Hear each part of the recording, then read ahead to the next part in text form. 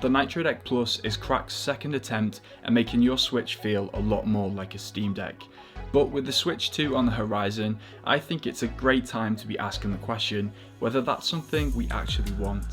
There are quite a few differences between the Nitro Deck and the Nitro Deck Plus, but the most obvious one is of course that the right thumbstick and the D-pad have now been swapped to give you a layout that looks a lot more like a Steam Deck. But it is worth noting that because the Steam Deck is a little bit larger than the Nitro Deck, it's able to put those thumbsticks off at an angle, which makes it a lot easier to move your thumb in between. With the Nitro Deck, your thumbs are kind of locked into position depending on how you grip the controller, and you're expected to do a lot more heavy lifting with your fingers using things like the back buttons and the new sidekick buttons, which have been added to the side of the grips. That means that the Nitro Deck Plus is both incredibly flexible and also quite rigid in different kinds of ways, and that does translate in a very interesting way to the gaming experience. Let's say you're playing a first-person shooter that requires a lot of movement with both of the thumbsticks and a lot of trigger presses to fire off your weapon, then this is a really nice layout that can get you quite far. But for someone like me whose Switch library mostly consists of indie games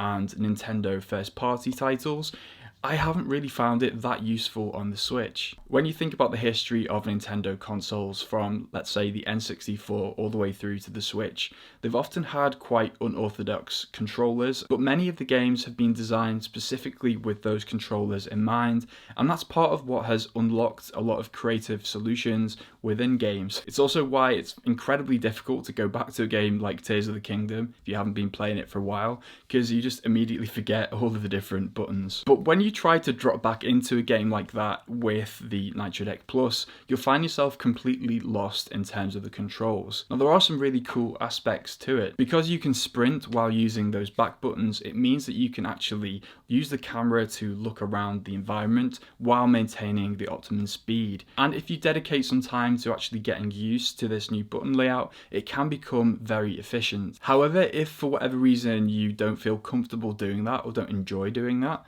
then switching between the thumbsticks and the buttons can be a real issue on this controller. It also doesn't necessarily play that well if you're not sitting down on a couch like a normal person. I mostly play games lying on my back with my hands up in the air. That means I grip the controller in a way that it doesn't always expect me to, and that can lead to a lot of mispresses, especially on those sidekick buttons. The plastic feels a little bit scratchy, but generally quite nice in your hands. But I think the problem is I just can't stop comparing it to the kill switch case on my Steam Deck, which feels absolutely great to hold and offers quite a little bit more console to hang on to. So it's quite difficult. It's in that middle ground of being more comfortable than the Joy-Cons, but not quite as comfortable as something like a Steam Deck or a PS Portal. Thankfully though, there are a lot of small and thoughtful improvements over a traditional Switch setup that just add up to a generally better experience when using the Nitro Deck Plus. We've probably all experienced drift on a pair of Joy-Cons at some point in the past. Controllers like the Nitro Deck Plus are really leading the way in terms of adding Hall effects to their controllers, as well as swappable thumbstick tops, which can give you a really personalized experience and also offer you a lot more peace of mind in terms of the durability of this controller. There's also a much less flimsy kickstand on the Nitro Deck Plus compared to your Switch. And the Nitro Deck Plus has added a really nice eject button to the base, which pops your Switch out without you having to prise it out with your bare hands, and that does feel a lot more secure and safe in terms of looking after your console. But if you look past all of those design features, perhaps the most useful feature the Nitro Deck Plus has actually added to your Switch is the fact that it has a USB-C output which can be used to connect to an external monitor. That means not only is this a controller, it's also a dock as well. Underpinning all of these hardware features, Cracked has a really nice app that will allow you to customize much of the functionality of your controller. By connecting your Nitro Deck Plus controller and registering it within the app, you'll get access to new firmware updates, as well as the option to remap all of those back buttons and the sidekick buttons, which can actually eliminate some of those unintentional presses if you just wish to turn them off entirely. You can also save button combos and activate things like turbo mode. But alongside that, you can also update the trigger and rumble sensitivity. I'm not personally into the digital collectibles element, but hey, if you're into that, then that also is quite a nice little feature to have. Really what it comes down to is your gaming experience and what kind of games you like to play.